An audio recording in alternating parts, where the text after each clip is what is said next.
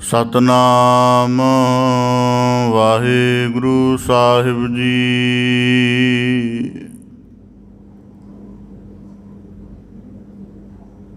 ਬਲਿਹਾਰੀ ਗੁਰ ਆਪਣੇ,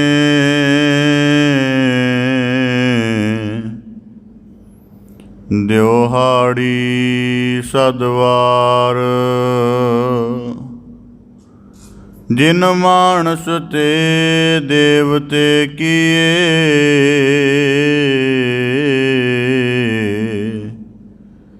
ਕਰਤ ਨਾ ਲਾਗੀ ਵਾਰ।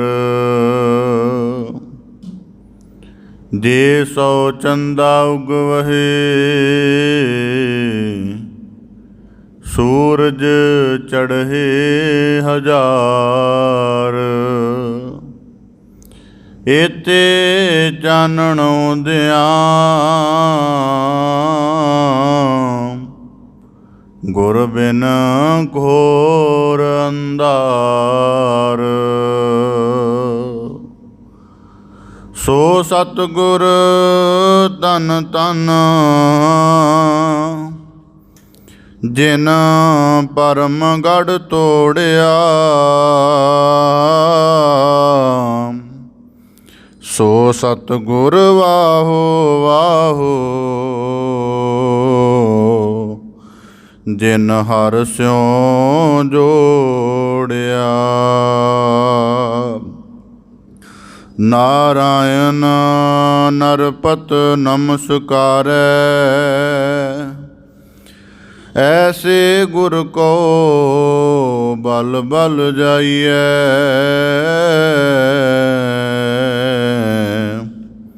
ਆਪ ਮੁਕਤ ਮੋਹਿ ਤਾਰੈ, ਬੇਸੁਮਾਰ ਅਥਾਹ ਅਗਨਤ ਤੋਲੈ। ਜੋ ਬੁਲਾਵੋ ਤਿਉ ਨਾਨਕ ਦਾਸ ਬੋਲੇ। ਸਤਨਾਮ ਵਾਹਿਗੁਰੂ ਸਾਹਿਬ ਜੀ।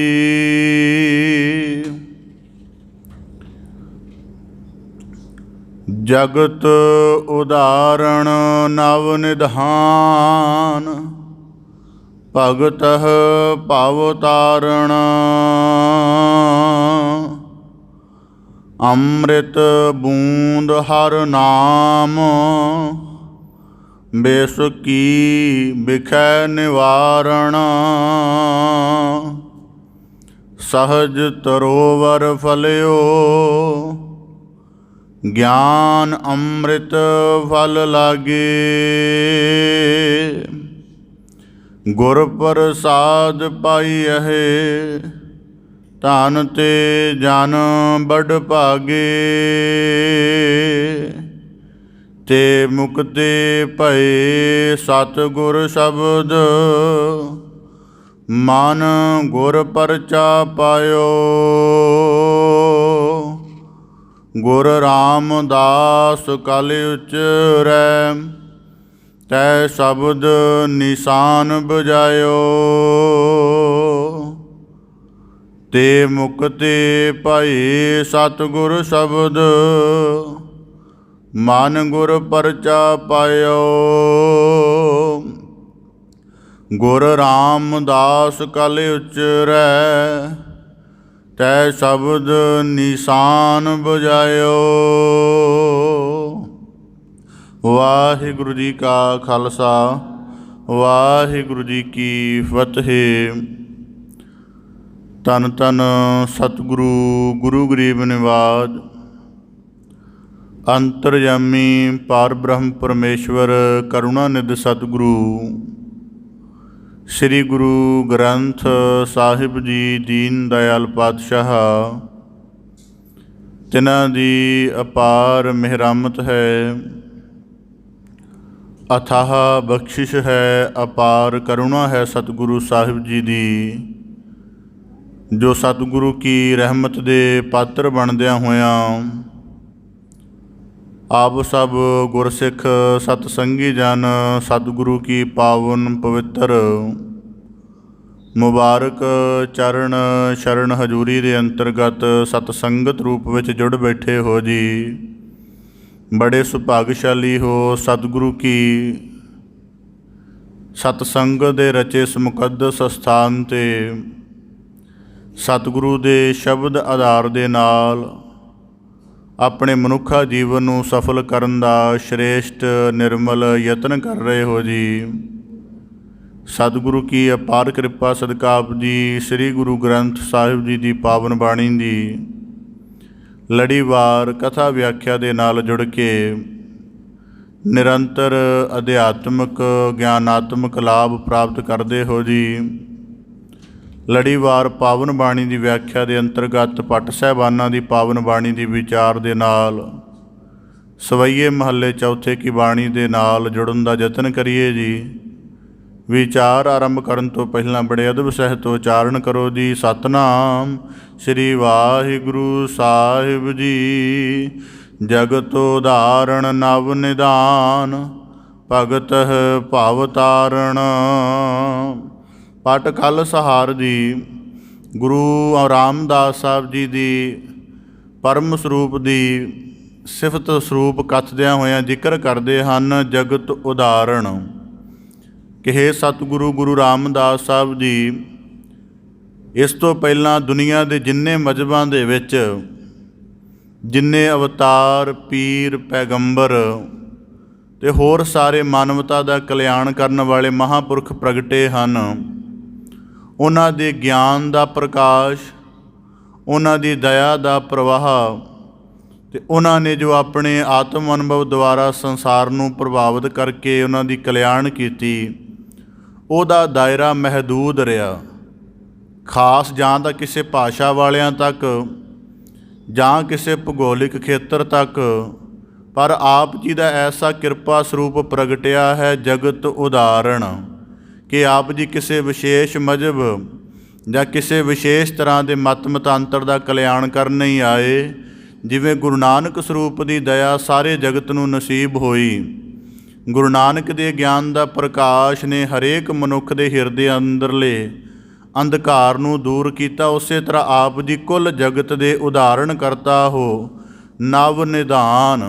ਅਤੇ ਆਪ ਜੀ ਦੇ ਘਰ ਦੇ ਵਿੱਚ ਆਪ ਜੀ ਦੇ ਦਰ ਦੇ ਸਦਾ ਹੀ ਨਵ ਨਿਧਾਨ ਭਾਵ ਕਿ ਨਵ ਨਿਧੀਆਂ ਭਰਪੂਰ ਰਹਿੰਦੀਆਂ ਹਨ। ਨਵ ਨਿਧੀਆਂ ਦਾ ਭਾਵ ਗੁਰਮਤਿ ਵਾਲਾ ਹੈ, ਜੋਗ ਮਤ ਵਾਲਾ ਨਹੀਂ। ਨਵ ਨਿਧੀਆਂ ਦਾ ਭਾਵ ਕਿ ਗੁਰ ਸ਼ਬਦ ਨੂੰ ਸੁਣਨਾ, ਗੁਰ ਸ਼ਬਦ ਦੀ ਵਿਚਾਰ ਹਿਰਦੇ 'ਚ ਵਸ ਜਾਣੀ, ਸਤ ਸੰਗਤ ਵਿੱਚ ਬੈਠਿਆਂ ਇਕਾਗਰਤਾ ਬਣਨੀ, ਹਿਰਦੇ ਅੰਦਰ ਸ਼ਬਦ ਦੀ ਧੁਨ ਆਪਣੇ ਆਪ ਚੱਲਦੀ ਰਹਿਣੀ ਅਤੇ ਜੀਵਨ ਦੇ ਵਿੱਚ ਦਇਆ ਸੀਲ ਸੰਜਮ ਸ਼ੁਭ ਗੁਣ ਆ ਕੇ ਟਿਕ ਜਾਣੇ। ਕਹਿੰਦੇ ਇਹ ਨਵ ਨਿਧਾਨ ਭਾਵ ਕਿ ਆਪ ਜੀ ਜਗਤ ਦਾ ਉਧਾਰ ਕਰ ਰਹੇ ਹੋ। ਜੋ ਆਪ ਦੀ ਮੁਬਾਰਕ ਸ਼ਰਨ ਪੈਂਦਾ ਹੈ ਉਹਨੂੰ ਧਰਮ ਦੀ ਸਾਧਨਾ ਕਰਨ ਵਾਲੀਆਂ ਜਿਹੜੀਆਂ 9 ਨਿੱਧਾਂ ਭਾਵ ਕਿ 9 ਖਜ਼ਾਨੇ ਹਨ। ਹੁਣ ਇਹਨੂੰ ਅਸੀਂ ਜਿਹੜਾ ਗੁਰਮਤਿ ਦੇ ਵਿੱਚ ਇਹਨੂੰ ਵਾਚਦੇ ਹਾਂ, ਜੇ ਠੀਕ ਢੰਗ ਦੇ ਨਾਲ ਸਮਝੀਏ ਤਾਂ ਇਹ ਖਜ਼ਾਨਿਆਂ ਵਾਂਗ ਹੀ ਹੈ। ਭਾਵ ਕਿ ਜਦੋਂ ਗੁਰ ਸ਼ਬਦ ਦੀ ਵਿਚਾਰ ਨਾਲ ਅਸੀਂ ਜੁੜਦੇ ਹਾਂ, ਉਹਦੇ ਵਿੱਚ ਜਿਹੜੇ ਸਾਨੂੰ ਵਿਚਾਰ ਕਰਦਿਆਂ ਅਮੋਲਕ ਰਤਨ ਪ੍ਰਾਪਤ ਹੁੰਦੇ ਨੇ, ਉਹਦੇ ਨਾਲ ਸਾਡੀ ਹਿਰਦੇ ਦੀ ਮੈਲ ਵੀ ਕੱਟੀ ਜਾਂਦੀ ਹੈ, ਸਾਡੀ ਮੱਤ ਵੀ ਉਜਲ ਹੁੰਦੀ ਹੈ, ਸਾਡੇ ਸੋਚਣ ਸਮਝਣ ਦੇ ਜਿਹੜੇ ਪੈਮਾਨੇ ਹਨ ਉਹ ਵੀ ਸੰਤੁਲਿਤ ਹੋ ਜਾਂਦੇ ਹਨ। ਇਸ ਕਰਕੇ ਭੱਟ ਕਲ ਸਹਾਰ ਜੀ ਆਖਦੇ ਨੇ ਗੁਰੂ ਰਾਮਦਾਸ ਸਾਹਿਬ ਜੀ, ਆਪ ਜੀ ਜਗਤ ਦਾ ਉਦਾਹਰਣ ਕਰਨ ਵਾਲੇ ਹੋ।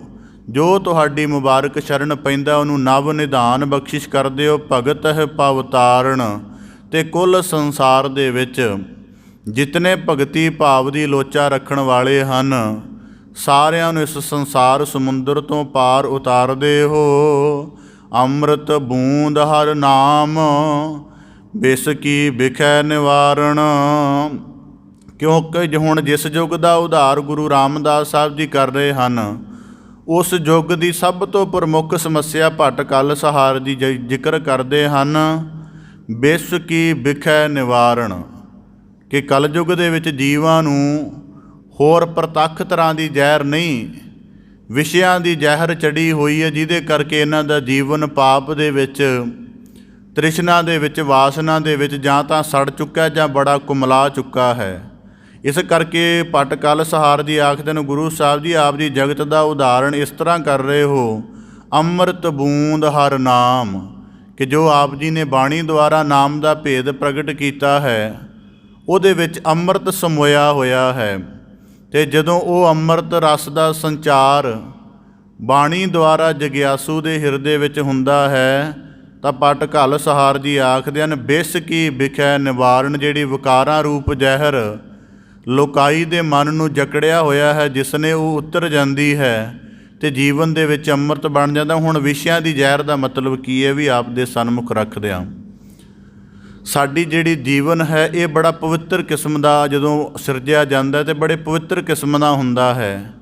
ਅਤੇ ਜਿਹੜਾ ਮਨੁੱਖਾ ਜੀਵਨ ਦਾ ਸਾਨੂੰ ਅਵਸਰ ਮਿਲਦਾ ਹੈ ਕਿ ਬੰਦਗੀ ਅਤੇ ਧਰਮ ਦੇ ਸਾਰੇ ਸ਼ੁਭ ਗੁਣ ਅਸੀਂ ਆਪਣੇ ਜੀਵਨ ਦੇ ਵਿੱਚ ਧਾਰਨ ਕਰ ਲਈਏ ਅਤੇ ਸਾਡਾ ਸਾਰਾ ਜੀਵਨ ਗੁਰੂ ਦੇ ਨਾਲ ਅਭੇਦ ਹੋ ਜਾਵੇ। ਹੁਣ ਜਿਵੇਂ ਪਾਣੀ ਅਤੇ ਤੇਲ ਆਪਸ ਦੇ ਵਿੱਚ ਰਲਦੇ ਨਹੀਂ, ਕਿਉਂ ਨਹੀਂ ਰਲਦੇ? ਕਿਉਂਕਿ ਸਾਡਾ ਸੁਭਾਅ ਵਿਪਰੀਤ, ਉਹਨਾਂ ਦਾ ਤੇਲ ਦਾ ਅਤੇ ਪਾਣੀ ਦਾ ਸੁਭਾਅ ਵਿਪਰੀਤ ਹੈ। ਇਸ ਕਰਕੇ ਜੇ ਜਲ ਦੇ ਵਿੱਚ ਰਲਣਾ ਹੈ ਤਾਂ ਬਿਲਕੁਲ ਜਿਵੇਂ ਦਾ ਜਲ ਰੰਗ ਰਹਿਤ ਹੈ, ਰਸ ਰਹਿਤ ਹੈ, ਉਵੇਂ ਦੇ ਹੋਣਾ ਪਏਗਾ। ਅਤੇ ਜੇ ਗੁਰੂ ਰਾਮਦਾਸ ਸਾਹਿਬ ਜੀ ਦੇ ਚਰਨਾਂ ਵਿੱਚ ਸਮਾਉਣ ਦੀ ਭਾਵਨਾ ਹੈ, ਗੁਰੂ ਰੂਪ ਦੇ ਨਾਲ ਅਭੇਦ ਹੋਣ ਦੀ ਲੋਚਾ ਹੈ, ਤਾਂ ਭੱਟ ਕਲਸਹਾਰ ਜੀ ਉਚਾਰਨ ਕਰਦੇ ਹਨ ਕਿ ਫਿਰ ਜਿਹੜੇ ਉਹਨਾਂ ਦੀ ਸ਼ਰਨ ਆ ਕੇ ਆਖਦੇ ਹਨ, ਗੁਰੂ ਸਾਹਿਬ ਜੀ ਸਾਨੂੰ ਆਪਣੇ ਚਰਨਾਂ 'ਚ ਅਭੇਦ ਕਰ ਲਓ, ਤਾਂ ਗੁਰੂ ਨੇ ਤਾਂ ਸ਼ੁੱਧ ਕਰਕੇ ਅਭੇਦ ਕਰਨਾ ਹੈ। ਫਿਰ ਸਤਿਗੁਰੂ ਆਪਣੇ ਨਾਮ ਅੰਮ੍ਰਿਤ ਦੀ ਬਖਸ਼ਿਸ਼ ਕਰਦੇ ਹਨ। ਨਾਮ ਅੰਮ੍ਰਿਤ ਦਾ ਭਾਵ ਬਾਣੀ ਦੁਆਰਾ, ਉਹਦਾ ਬਾਣੀ ਦੁਆਰਾ ਜਦੋਂ ਕੀਰਤਨ ਕਰਕੇ ਉਹਦਾ ਰਸ ਗ੍ਰਹਿਣ ਕਰਨਾ, ਬਾਣੀ ਦੀ ਵਿਚਾਰ ਕਰਕੇ ਉਹਦੇ ਗਿਆਨ ਦੀ ਕਮਾਈ ਕਰਨੀ, ਅਤੇ ਫਿਰ ਅੱਠੇ ਪੈਰ ਉਹਦਾ ਸ਼ਬਦ ਦਾ ਧਿਆਨ ਧਰ ਕੇ ਆਪਣੇ ਆਪ ਨੂੰ ਪੂਰੀ ਤਰ੍ਹਾਂ ਸਾਧ ਲੈਣਾ, ਇਹ ਅੰਮ੍ਰਿਤ ਵਰਗਾ ਜੀਵਨ ਹੈ। ਅਤੇ ਭੱਟ ਕਲਸਹਾਰ ਜੀ ਉਚਾਰਨ ਕਰਦੇ ਹਨ, ਗੁਰੂ ਸਾਹਿਬ ਜੀ ਆਪ ਜੀ ਆਪਣੇ ਨਾਮ ਅੰਮ੍ਰਿਤ ਦੀ ਬੂੰਦ ਦੇ ਨਾਲ ਸਾਰਿਆਂ ਦੇ ਵਿਸ਼ਿਆਂ ਵਿਕਾਰਾਂ ਦੀ ਜ਼ਹਿਰ ਦੂਰ ਕਰ ਦਿੰਦੇ ਹੋ। ਅਤੇ ਵਿਸ਼ਿਆਂ ਦੀ ਜ਼ਹਿਰ ਦੂਰ ਹੋਣ ਦਾ ਭਾਵ ਜਿਹੜੇ ਕੰਨ ਨਿੰਦਿਆ ਰਸ ਵਿੱਚ ਲਿਪਤ ਹਨ ਉਹਨਾਂ ਨੂੰ ਕੀਰਤਨ ਦਾ ਮਿਠਾਸ ਆਉਣੀ ਸ਼ੁਰੂ ਹੋ ਜਾਂਦੀ ਹੈ।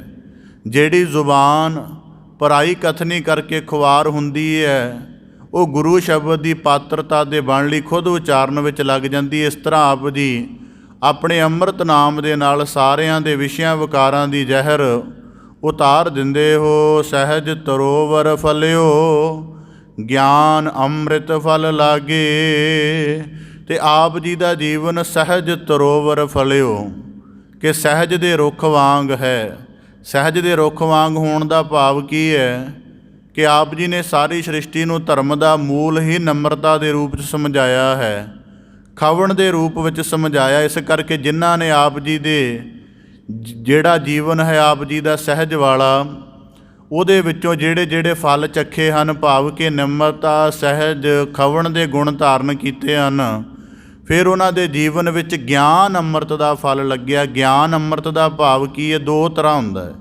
ਇਹ ਦ੍ਰਿਸ਼ਟੀ ਹੈ ਇੱਕ ਪੂਰੀ ਦੀ ਪੂਰੀ।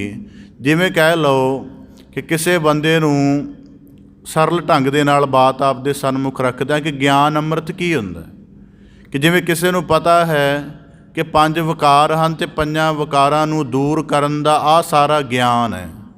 ਮਤਲਬ ਉਹਨੂੰ ਸਾਰੀਆਂ ਵਿਧੀਆਂ ਪਤਾ ਹੋਣ ਕਿ ਕਾਮ ਦੀ ਮੈਲ ਤੋਂ ਕਿਵੇਂ ਬਚਣਾ ਹੈ, ਕ੍ਰੋਧ ਦੀ ਅਗਨੀ ਤੋਂ ਕਿਵੇਂ ਬਚਣਾ, ਇਹ ਮੁਕੰਮਲ ਗਿਆਨ ਹੋਵੇ, ਪਰ ਉਹ ਗਿਆਨ ਪੂਰਾ ਦਾ ਪੂਰਾ ਉਹਦੇ ਪ੍ਰਯੋਗ ਵਿੱਚ ਨਾ ਆ ਸਕੇ। ਭਾਵ ਕਿ ਉਹਨੂੰ ਪਤਾ ਹੋਵੇ ਕਿ ਕਿਵੇਂ ਵਿਕਾਰਾਂ 'ਤੇ ਸੰਜਮ ਬਣਾਉਣਾ, ਪਰ ਉਹਦੇ ਪ੍ਰਯੋਗ ਵਿੱਚ ਨਾ ਆ ਸਕੇ। ਪਰ ਭੱਟ ਕਲਸਹਾਰ ਜੀ ਆਖਦੇ ਨੇ ਕਿ ਗੁਰੂ ਰਾਮਦਾਸ ਸਾਹਿਬ ਜੀ ਆਪ ਜੀ ਦੀ ਐਸੀ ਮਿਹਰ ਹੁੰਦੀ ਹੈ ਕਿ ਜਿਹਨੂੰ ਸ਼ਬਦ ਦੁਆਰਾ ਗਿਆਨ ਬਖਸ਼ਿਸ਼ ਕਰਦੇ ਹੋ, ਉਸ ਗਿਆਨ ਦੇ ਨਾਲ ਐਸੀ ਮਿਹਰ ਵੀ ਕਰਦੇ ਹੋ ਕਿ ਉਹ ਗਿਆਨ ਉਹਨਾਂ ਦੇ ਅਮਲ ਵਿੱਚ ਢਲ ਕੇ ਉਹਨਾਂ ਦੇ ਜੀਵਨ ਦੇ ਲਈ ਅੰਮ੍ਰਿਤ ਬਣ ਜਾਂਦਾ ਹੈ ਅਤੇ ਸਦਾ ਲਈ ਉਹ ਸ਼ਾਂਤ ਸਹਿਜ ਹੋ ਜਾਂਦੇ ਹਨ। ਗੁਰ ਪ੍ਰਸਾਦ ਪਾਈਐ ਧਨ ਤੇ ਜਨ ਬੜ ਭਾਗੇ। ਤਾਂ ਭੱਟ ਕਲਸਹਾਰ ਜੀ ਜ਼ਿਕਰ ਕਰਦੇ ਹਨ ਗੁਰੂ ਰਾਮਦਾਸ ਸਾਹਿਬ ਜੀ, ਇਹ ਸਾਰਾ ਕੁਝ ਕਿਸੇ ਯਤਨ ਦੇ ਨਾਲ ਨਹੀਂ, ਕਿਸੇ ਜ਼ੋਰ ਦੇ ਨਾਲ ਨਹੀਂ, ਕਿਸੇ ਤਰ੍ਹਾਂ ਦੇ ਹੱਠ ਦੇ ਨਾਲ ਨਹੀਂ, ਇਹ ਸਾਰਾ ਕੁਝ ਆਪ ਜੀ ਦੀ ਕਿਰਪਾ ਸਰੂਪ ਦੇ ਨਾਲ ਮਿਲਦਾ ਹੈ। ਸਾਡੀ ਕੇਵਲ ਇਤਨੀ ਭਾਵਨਾ ਹੈ ਕਿ ਪੂਰਨ ਭਰੋਸਾ ਧਾਰਨ ਕਰਕੇ ਤੇ ਗੁਰੂ ਨੂੰ ਆਪਣਾ ਮੁਕਤੀ ਦਾਤਾ ਜਾਣ ਕੇ ਕੇਵਲ ਅਰਜ਼ ਕਰ ਸਕਦੇ ਹਾਂ।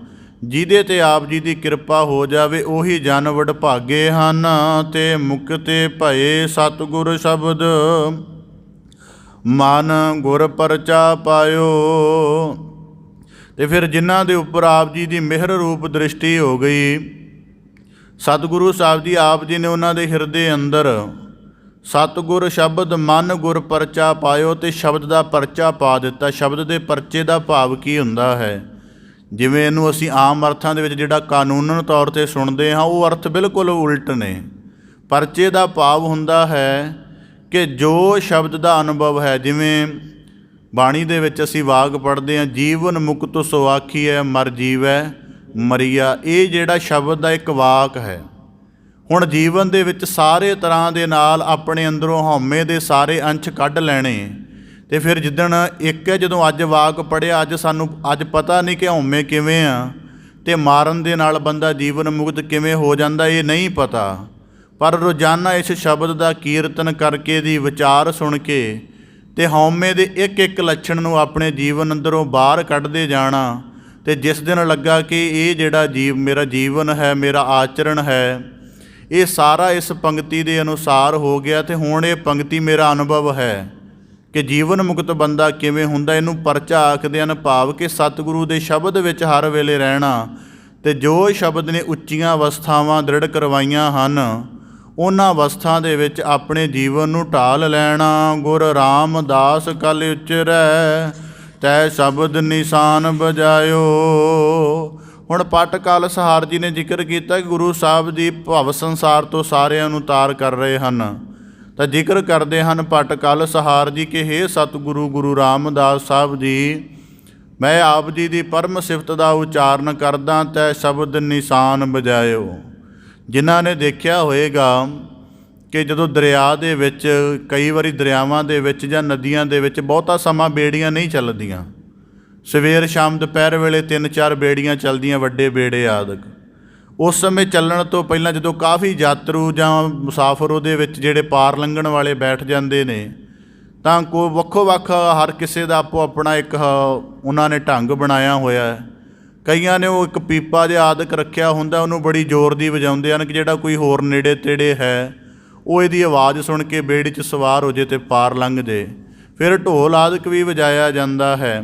ਇਸ ਕਰਕੇ ਪਟ ਕਲਸਹਾਰ ਦੀ ਆਖਦੇ ਹਨ ਕਿ ਸਤਿਗੁਰੂ ਗੁਰੂ ਰਾਮਦਾਸ ਸਾਹਿਬ ਜੀ ਆਪ ਜੀ ਨੇ ਇਸ ਸੰਸਾਰ ਦਾ ਉਦਾਹਰਣ ਕਰਨ ਦੇ ਲਈ ਨਾਮ ਰੂਪ ਜਹਾਜ਼ ਬਣਾਇਆ ਹੈ, ਅਤੇ ਸ਼ਬਦ ਦੁਆਰਾ ਉੱਚੀ ਨਗਾਰਾ ਵਜਾਇਆ ਹੈ, ਜਿਹਨੂੰ ਸੁਣ ਕੇ ਸਾਰੇ ਸੰਸਾਰ ਦੇ ਮਨ ਅੰਦਰ ਪਰਮੇਸ਼ਰ ਦੇ ਸੱਧ ਮਾਰਗ 'ਤੇ ਚੱਲਣ ਦੀ, ਸ਼ਬਦ ਦਾ ਅਭਿਆਸ ਕਰਨ ਦੀ, ਅਤੇ ਵਿਸ਼ਿਆਂ ਦੀ ਜ਼ਹਿਰ ਨਿਵਾਰਨ ਕਰਕੇ ਪਵਿੱਤਰ ਹੋਣ ਦਾ ਆਪ ਜੀ ਜਿਹੜਾ ਸੱਦ ਦੇ ਰਹੇ ਹੋ, ਅਤੇ ਸਾਰੇ ਜਗਤ ਦੇ ਵਿੱਚ ਤੁਹਾਡੇ ਸ਼ਬਦ ਦੀ ਕੀਰਤੀ ਦਾ ਨਗਾਰਾ ਵੱਜ ਰਿਹਾ ਹੈ। ਸੇਜ ਸਦਾ ਸਹਿਜ ਸ਼ਾਵਾਨ ਸੰਤੋਖ ਸਰਾਏ ਚਉ, ਸਦਾ ਸੀਲ ਸੰਨਾਹੋ ਸੋ ਹੈ।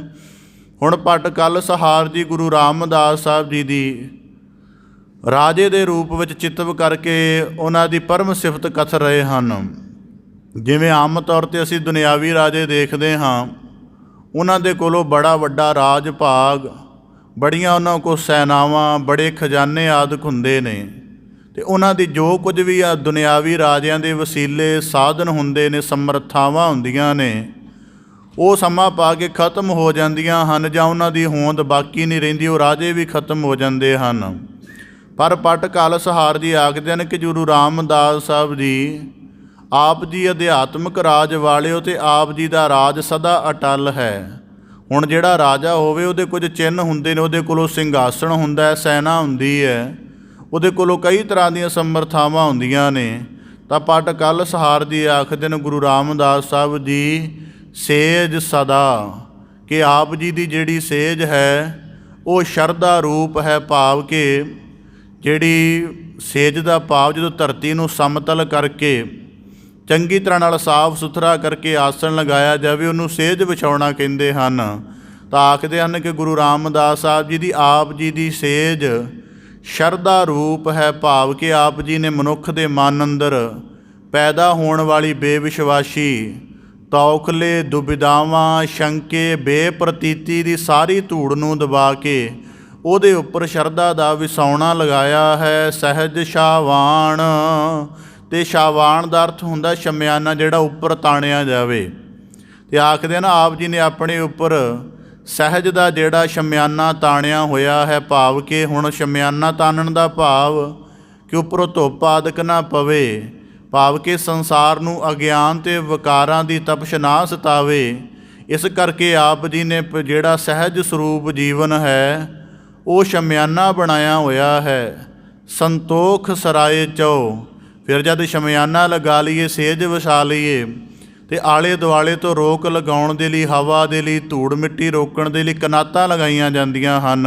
ਅਤੇ ਆਖਦੇ ਹਨ ਆਪ ਜੀ ਨੇ ਸੰਤੋਖ ਰੂਪ ਕਨਾਤਾਂ ਲਾਈਆਂ ਹਨ, ਭਾਵ ਕਿ ਜੇ ਤ੍ਰਿਸ਼ਨਾ ਦੀ ਅਗਿਆਨ ਦੀ ਕੋਈ ਲਹਿਰ ਆਉਂਦੀ ਹੈ ਤਾਂ ਉਹ ਸੰਤੋਖ ਦੀ ਕਨਾਤ ਕਰਕੇ ਰੁਕ ਜਾਂਦੀ ਹੈ। ਅਤੇ ਇਸ ਤਰ੍ਹਾਂ ਦੇ ਨਿਵਾਸ ਵਿੱਚ ਗੁਰੂ ਰਾਮਦਾਸ ਸਾਹਿਬ ਜੀ ਆਪ ਜੀ ਵਿਰਾਜਦੇ ਹੋ। ਇਹ ਤੁਹਾਡੀ ਉਹ ਜਿਹੜਾ ਜਿੱਥੇ ਦਰਬਾਰ ਲੱਗਿਆ ਹੋਇਆ, ਦਰਬਾਰ ਕੀ ਹੈ ਕਿ ਤੁਹਾਡੀ ਸ਼ਰਧਾ ਜਿਹੜੀ ਹੈ, ਜੀ ਛੇਜ ਹੈ, ਉਹ ਸ਼ਰਧਾ ਵਾਲੀ ਹੈ, ਭਾਵ ਕਿ ਆਪ ਜੀ ਨੇ ਦੁਬਿਧਾ ਸ਼ੰਕੇ ਸਾਰੇ ਕੱਢ ਕੇ ਨਿਰੋਲ ਪਰਮੇਸ਼ਰ ਵਿੱਚ ਸ਼ਰਧਾ ਬਣਾਈ ਹੈ। ਕਿਉਂਕਿ ਜੇ ਹਿਰਦੇ ਅੰਦਰ ਸ਼ੰਕਾ, ਦੁਬਿਧਾ ਜਾਂ ਬੇਪ੍ਰਤੀਤੀ ਹੋਵੇ ਤਾਂ ਸ਼ਰਧਾ ਨਹੀਂ ਬਣਦੀ। ਇਸ ਕਰਕੇ ਜ਼ਿਕਰ ਕਰਦੇ ਹਨ ਕਿ ਸ਼ਰਧਾ ਆਪ ਜੀ ਦੀ ਸੇਜ ਹੈ, ਸ਼ਮਿਆਨਾ ਆਪ ਜੀ ਦਾ ਸਹਿਜ ਹੈ, ਭਾਵ ਕਿ ਸਦਾ ਇੱਕ ਰਸ ਨਮਰਤਾ ਦੇ ਵਿੱਚ ਟਿਕੇ ਰਹਿਣਾ, ਇਹ ਆਪ ਜੀ ਦਾ ਸ਼ਮਿਆਨਾ ਹੈ।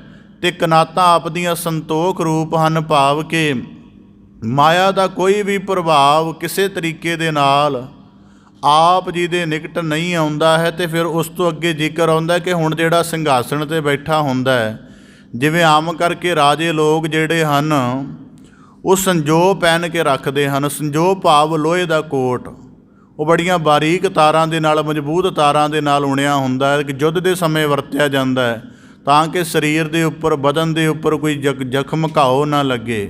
ਤਾਂ ਆਖਦੇ ਹਨ ਕਿ ਆਪ ਜੀ ਆਪਣੇ ਸਿੰਘਾਸਣ 'ਤੇ ਸੰਨਾਹੋ ਸੋ ਹੈ, ਅਤੇ ਸੰਜੋਅ ਕਿਹੜੀ ਪਹਿਨੀ ਹੋਈ ਹੈ, ਸੀਲ ਦੀ ਸੀਲ ਉਸ ਅਵਸਥਾ ਨੂੰ ਆਖਦੇ ਹਨ, ਉਸ ਹਾਲਤ ਨੂੰ ਆਖਦੇ ਹਨ ਜਿਹਦੇ ਵਿੱਚ ਸਾਰੇ ਗੁਣ ਪੂਰਨ ਢੰਗ ਦੇ ਨਾਲ ਆਪਣੇ ਸਿਖਰ 'ਤੇ ਜਾ ਕੇ ਟਿਕੇ ਹੋਣ, ਭਾਵ ਕਿ ਨਿਮਰਤਾ ਆਪਣੇ ਸਿਖਰ 'ਤੇ ਗਈ ਹੋਵੇ, ਦਇਆ ਆਪਣੇ ਸਹਿਜ 'ਤੇ ਬਿਲਕੁਲ ਸਿਖਰ 'ਤੇ ਗਈ ਹੋਵੇ, ਖਿਮਾ ਦਾ ਗੁਣ ਵੀ ਸਹਿਜ 'ਤੇ ਗਿਆ ਹੋਵੇ। ਕਹਿੰਦੇ ਇਸ ਤਰ੍ਹਾਂ ਸ਼ੁਭ ਗੁਣਾਂ ਦੇ ਨਾਲ ਬਣੀ ਹੋਈ ਐਸੀ ਸੰਜੋ ਆਪ ਜੀ ਨੇ ਪਹਿਨੀ ਹੋਈ ਹੈ, ਜਿਹਦੇ ਕਰਕੇ ਆਪ ਜੀ ਬੜੇ ਸ਼ੋਭਨੀਕ ਲੱਗਦੇ ਹੋ। ਗੁਰ ਸ਼ਬਦ ਸਮਾਚਰਿਓ ਨਾਮ ਟੇਕ ਸੰਗਾਦ ਬੋਹੈ, ਅਤੇ ਕਹਿੰਦੇ ਗੁਰ ਸ਼ਬਦ ਸਮਾਚਰਿਓ, ਭਾਵ ਕਿ ਆਪ ਜੀ ਨੇ ਗੁਰ ਸ਼ਬਦ ਦੇ ਸਮਾਚਰਿਓ ਕਮਾਈ ਕੀਤੀ ਹੈ, ਅਤੇ ਨਾਮ ਦੀ ਟੇਕ ਬਣਾ ਕੇ ਸੰਗਾਦ ਬੋਹੈ, ਅਤੇ ਇਹਨਾਂ ਸਾਰਿਆਂ ਦੇ ਸੰਗ ਵਿੱਚ ਰਹੇ ਹੋ। ਆ ਜੋਨੀਓ ਭਲ ਅਮਲ ਸਤਿਗੁਰ ਸੰਗ ਨਿਵਾਸ। ਹੁਣ ਇਸ ਕਰਕੇ ਪਟਕਲ ਸਹਾਰ ਦੀ ਉਚਾਰਨ ਕਰਦੇ ਹਨ ਕਿ ਜਿਨ੍ਹਾਂ ਰਾਜਿਆਂ ਦੀ ਸੈਨਾ ਦਾ, ਜਿਨ੍ਹਾਂ ਦੇ ਰਾਜ ਸਮਰਥਾਵਾਂ ਦਾ ਸਾਰੇ ਸੰਸਾਰ ਵਿੱਚ ਜ਼ਿਕਰ ਹੁੰਦਾ ਹੈ, ਉਹ ਜੂਨਾਂ ਵਿੱਚ ਸਨ, ਪਰ ਗੁਰੂ ਰਾਮਦਾਸ ਸਾਹਿਬ ਜੀ ਆ ਜੋਨੀਓ, ਆਪ ਜੀ ਜੂਨ ਤੋਂ ਰਹਿਤ ਹੋ, ਭਾਵ ਕਿ ਜਿਹੜਾ ਆਪ ਜੀ ਦਾ ਹੁਣ ਸਰੂਪ ਪ੍ਰਗਟ ਹੋਇਆ ਹੈ ਇਹ ਵੀ ਮਾਨਵਤਾ ਦੀ ਕਲਿਆਣ ਲਈ ਹੈ। ਭਲ ਅਮਲ, ਆਪ ਜੀ ਦੇ ਬੜੇ ਸ਼ੁਭ ਅਮਲ ਹਨ, ਜਿਹਦੇ ਕਰਕੇ ਸਤਿਗੁਰ ਸੰਗ ਨਿਵਾਸ, ਮੁਕਤੀ ਦੇ ਦਾਤੇ ਗੁਰੂ ਅਮਰਦਾਸ ਸਾਹਿਬ ਜੀ ਦੇ ਨਿਕਟ ਸਦਾ ਹੀ ਆਪ ਜੀ ਆਪਣਾ ਨਿਵਾਸ ਰੱਖਦੇ ਹੋ। ਗੁਰ ਰਾਮਦਾਸ ਕਲ ਉਚਰੈ ਤੋ ਸਹਿਜ ਸਰੋਵਰ ਬਾਸ। ਪਟਕਲ ਸਹਾਰ ਜੀ ਉਚਾਰਨ ਕਰਦੇ ਹਨ, ਹੇ ਸਤਿਗੁਰੂ ਗੁਰੂ ਰਾਮਦਾਸ ਸਾਹਿਬ ਜੀ, ਸਾਰੇ ਸੰਸਾਰ ਨੂੰ ਤੁਹਾਡੀ ਮੁਬਾਰਕ ਸ਼ਰਨ ਦੇ ਵਿੱਚੋਂ ਗਿਆਨ ਅੰਮ੍ਰਿਤ ਦਾ, ਸਹਿਜ ਦਾ, ਸੰਤੋਖ ਦਾ, ਸ਼ਰਧਾ ਦਾ, ਦਇਆ ਕਰੁਣਾ ਦਾ ਮੁਕਾਮ ਪ੍ਰਾਪਤ ਹੋਵੇ। ਇਸ ਕਰਕੇ ਆਪ ਜੀ ਸਹਿਜ ਦੇ ਸਰੋਵਰ ਵਿੱਚ ਵਾਸ ਕਰਦੇ ਹੋ। ਗੁਰ ਜਿਨ ਕਉ ਸੋ ਪ੍ਰਸੰਨ, ਨਾਮ ਹਰ ਹਿਰਦੈ ਨਿਵਾਸੈ।